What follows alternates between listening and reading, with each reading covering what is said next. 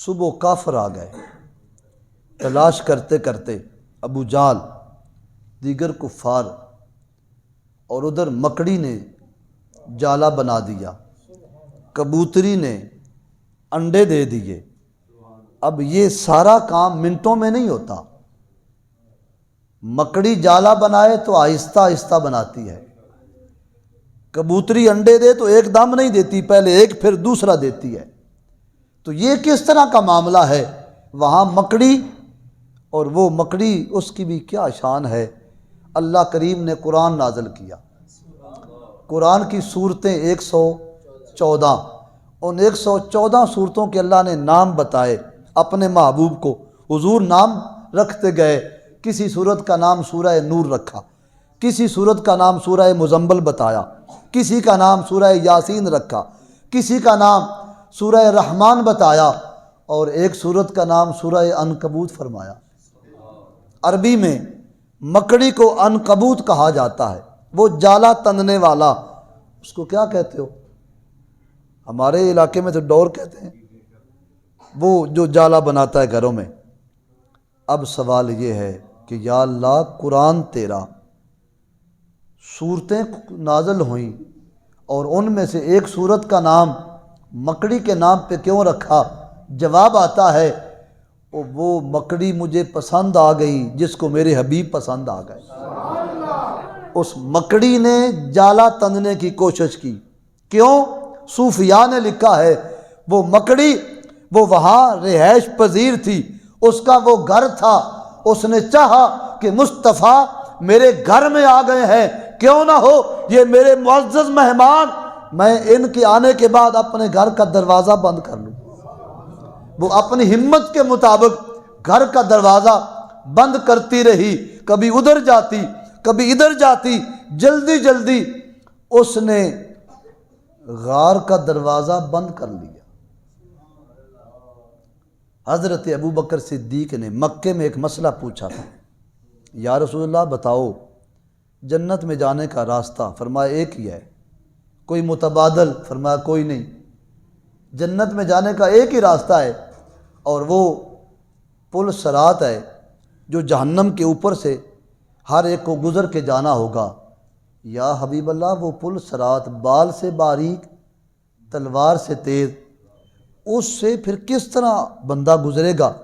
وہ تو کاٹ دے گی، نیچے جہنم ہے آگے جنت ہے۔ تو آقا دو جہاں خاموش ہو گئے۔ نبی پاک علیہ السلام نے مکے میں جواب نہیں دیا۔ علماء نے لکھا ہے آج جب وہ مکڑی جالا بنا رہی تھی نا، تو نبی پاک علیہ السلام نے فرمایا ابو بکر وہ غار کی طرف ذرا دیکھو نا۔ یا حبیب اللہ دیکھ رہا ہوں، ایک مکڑی جالا تھوڑا سا کیڑا ہے، اور وہ بڑی تیزی کے ساتھ کبھی اس طرف چلا جاتا ہے کبھی ادھر چلا جاتا ہے۔ تو فرمایا ابو بکر یاد کرو تم نے مکے میں ایک سوال کیا تھا کہ وہ پل صراط سے کس طرح گزریں گے، سامنے جنت ہے، جہنم کے اوپر سے گزر کے جانا ہے۔ جس طرح یہ مکڑی کبھی شوق محبت میں اس طرف چلی جاتی ہے اور کبھی اس طرف چلی جاتی ہے، پل صراط سے پار میں کھڑا ہوں گا، میرا امتی مجھے دیکھتا جائے گا پھر گزرتا جائے گا۔ مکڑی نے جالا تن دیا، کبوتری نے انڈے دے دیے۔ پھر یہاں کمال کیا ہے، جب کافر آئے تو جالا پرانا، اوپر انڈے، انڈوں پر وہ کبوتری بیٹھی ہوئی پھر کر کے اڑ گئی۔ لوگوں نے کہا اس غار میں دیکھو۔ ابو جہل نے کہا دیکھتے نہیں اندھے ہو، اگر اس میں گئے ہوتے تو نہ جالا ہوتا نہ انڈے ہوتے، لہٰذا اس غار میں تو نہیں گئے۔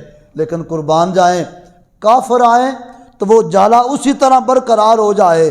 جناب ابو بکر صدیق کا صاحبزادہ حضرت عبد الرحمن آئیں تو وہ جالا ہٹ جائے، وہ اندر بھی چلے جائیں، کھانا بھی دے کے آئے، خبر بھی دے کے آئے۔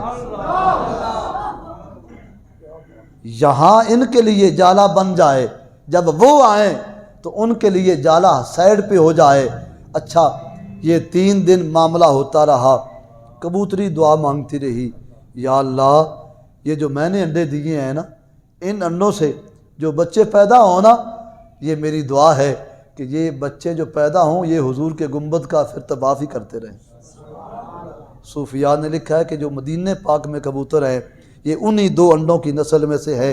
اور ڈاروں کے ڈار آتے ہیں، جب گنبد خضرا آتا ہے انہیں پتہ چل جاتا ہے گنبد کے اوپر سے نہیں گزرنا، وہ اپنے ڈار کو توڑ دیتے ہیں، پر گنبد کی بے ادبی زمانہ جانتا ہے۔ وہاں بڑے کبوتر ہیں، حاجی لوگ جانتے ہیں، لیکن کوئی مائی کا لال ثابت نہیں کر سکتا کوئی ایک کبوتر بھی حضور کے روضے پر بیٹھتا ہو۔ روضے پہ نہیں بیٹھتے، روضے سے دور بیٹھتے ہیں، اور سامنے بیٹھتے بھی ہیں اس واسطے کہ وہاں بیٹھیں گے تو حضور کا گنبد نظر آتا رہے گا۔ حضرت سیدنا ابو بکر صدیق رضی اللہ تعالیٰ عنہ پھر یہاں سے نکلتے ہیں، پھر کیا آپ کے مقام، کیا رتبے، کیا کچھ آپ کو دیا گیا۔ کملی والے آقا نے فرمایا، اے کائنات کے لوگوں، جو کچھ میرے اللہ نے مجھے امت کو دینے کے لیے دے کے بھیجا ہے، سن لو، میں نے وہ سارے کا سارا ابو بکر صدیق کے سینے میں رکھ دیا۔ پھر سن لو، اے کائنات کے لوگوں، مجھے جو کچھ اللہ تعالیٰ نے لوگوں کو دینے کے لیے بھیجا ہے، بڑا کچھ دیا جو نہیں دینے والا تھا، جو کچھ دینے کے لیے بھیجا ہے میں نے وہ سارے کا سارا ابو بکر صدیق کے سینے میں رکھ دیا ہے۔ اب جس کو جو حاجت ہو وہ ابو بکر صدیق تک پہنچے، اور یہ مجھ تک پہنچے ہوئے ہیں۔ حضرت ابو بکر صدیق نے اپنا سینہ حضور کے سینے کے اتنا قریب کر لیا، اور پھر وقت گزرتا گیا۔ حضرت ابو بکر صدیق نبی پاک علیہ السلام کے ساتھ مدینے میں داخل ہوئے، پھر ایک نظام بن گیا۔ کملی والے آقا 10 سال مدینے میں رہے، پھر حضور کا وصال مبارک ہو گیا۔ شورا نے مل کے حضرت ابو بکر صدیق نبی پاک علیہ السلام کے فیصلے کے مطابق آپ کو پہلا امام، پہلا خلیفہ، مسلمانوں کا پہلا خلیفہ اور نبی پاک علیہ السلام کا جانشین مقرر کر لیا۔ پھر خلیفۃ الرسول حضرت ابو بکر صدیق کا نام ہو گیا۔ 2 سال 7 مہینے کے لگ بھگ وقت گزرا، حضرت ابو بکر صدیق کا پھر وصال ہوا۔ جب وصال ہوا، یہ بات کرنے کے لیے میں اتنا لمبا سفر کر کے آیا ہوں، حضرت علی مرتضیٰ کو بلایا، وصال سے پہلے جناب ابو بکر صدیق نے بلایا، اے علی، جب تک زندہ رہا نبی پاک کی ہر سنت پر عمل کیا ہے، کوئی سنت چھوڑی نہیں، ہر سنت کو اپنایا ہے۔ ایک سنت تیرے سوا مکمل نہیں ہو سکتی، وہ تم ہی پوری کر سکتے ہو، بتاؤ جی کیا ہے؟ کہا کہ ان ہاتھوں سے مجھے غسل دینا جن ہاتھوں سے آخری غسل تم نے نبی پاک علیہ السلام کو دیا۔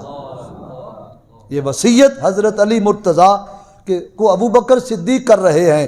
جناب ابو بکر صدیق نے وصیت کی، حضرت علی نے اس پر عمل کر دیا، ان ہاتھوں سے غسل دیا جن ہاتھوں سے نبی پاک علیہ السلام کو آخری غسل حضرت علی نے دیا تھا۔ حضرت ابو بکر صدیق کو غسل دیا، صحابہ کرام اکٹھے ہیں، ابھی جنازہ تیار ہو رہا ہے، حضرت علی مرتضیٰ حضرت صدیق اکبر کے پاس گئے، لوگ زیارت کر رہے ہیں۔ اب سنو، حضرت علی مرتضیٰ نے بلند آواز سے کہا، رحمکم اللہ یا ابا بکر، اے ابو بکر اللہ تجھ پہ رحم کرے۔ اور 11-12 جملے آپ کی تعریف میں کہہ دیے، کہا کہ تم ہی وہ ہو جو سب سے پہلے اسلام لانے والے ہو، تم ہی وہ ہو جو سب سے کامل یقین رکھنے والے ہو، تم ہی تو وہ ہو کہ جنہوں نے نبی پاک علیہ السلام کی خدمت ہر دم کی ہے، کرتے رہے تعریف۔ اور آخر میں کہا، اے ابو بکر صدیق تم ہم سے سبقت لے گئے، اور تم نے اپنا مال بھی حضور پہ قربان کیا، اپنی جان بھی حضور پہ قربان کرتے رہے۔ جب یہ کر چکے، راوی کہتے ہیں کہ حضرت علی مرتضیٰ نے جب بات ختم فرمائی نا، تو تمام صحابہ عاشق بار تھے اور کہہ رہے تھے، اے علی مرتضیٰ تم نے سچ کہا ہے۔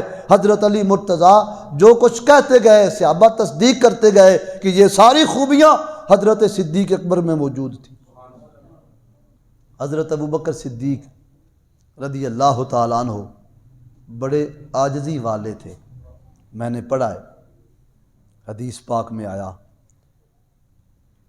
حضرت ابو بکر صدیق کی جب کوئی تعریف کرتا نا، یہ کوئی 1-2 میں قول آپ کے سنانا چاہتا ہوں، اقوال ہیں جی، جب آپ کی کوئی تعریف کرتا تو آپ تعریف سن کے نا تو اس کو چپ کراتے، اور وہ جب چلا جاتا تو اللہ کی بارگاہ میں دعا کرتے، یا اللہ اس بندے نے میرے بارے جو حسن ظن رکھا ہے، جو کچھ یہ کہہ رہا ہے، اگر میں وہ نہیں تو مجھے اس کے حسن ظن کے مطابق بنا دے، اور جو میرے اندر کمیاں کوتاہیاں ہیں ان کو درگزر فرما دے۔ آج میں بھی چاہتا ہوں میری تعریف کوئی کرے، ہر کوئی بندہ چاہتا ہے، پر جن کا نام صدیق اکبر ہے وہ چاہتے تھے کہ میری کوئی تعریف نہ کرے اس قدر۔ اور پھر ایک آپ کا یہ بھی فرمان ہے، آپ اپنے دوستوں کو، اپنے ماننے والوں کو، اپنی رعایا کو حکم دیتے کہ نماز پڑھا کرو۔ کسی نے پوچھا جناب ہر ویلے نماز یہ کوئی اور گل بھی؟ تو فرمایا نماز پڑھا کرو، اس واسطے سنو بھائیو یہ تحفہ لے کے جاؤ۔ حضرت ابوبکر صدیق فرماتے جو نماز 5 وقت پڑھتا ہے وہ اللہ کی امان میں رہتا ہے۔ کوئی بات سمجھ آئی؟ جو 5 وقت نماز پڑھتا ہے وہ اللہ کی امان میں رہتا ہے، اور جو اللہ کی امان میں ہو، جو اس کو چھیڑے، اس کو رنج پہنچائے، اس کو تکلیف دے، وہ خود محفوظ نہیں رہتا بلکہ اس کا اپنا خانہ خراب ہو جاتا ہے۔ یہ نمازی کی شان حضرت ابوبکر صدیق رضی اللہ تعالی عنہ نے بتائی، اور پھر حضرت ابوبکر صدیق کی بے شمار شانیں ہیں، اور ان میں سے ایک شان یہ ہے کہ حضرت صدیق اکبر نیکیوں میں بھی سب سے بڑی نیکیاں کرنے والے ہیں، وفاداری میں بھی سب سے بڑھ کے وفادار ہیں۔ اور حضرت علی مرتضیٰ نے جو قرآن شریف کی آیت پڑھی اس سے یہ پتہ چلتا ہے کہ اللہ تعالیٰ نے تمام صحابہ کرام سے حسنہ کا وعدہ کر لیا، تو پتہ چلا حسنہ جنت ہے، تو نتیجہ یہ نکلا کہ سارے صحابہ جنتی ہیں، ابو بکر ان جنتیوں کے سردار ہیں۔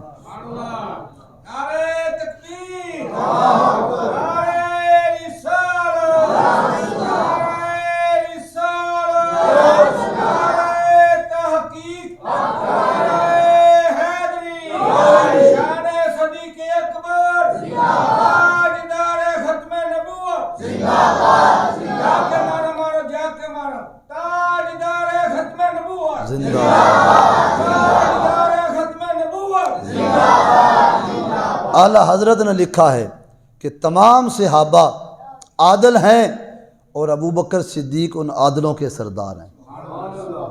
فتاوی شریف میں لکھا تمام صحابہ عادل ہیں، کوئی ایک بھی عدل سے خالی نہیں، تمام عدل والے ہیں۔ پھر کہا قرآن شریف نے تمام صحابہ متقی ہیں۔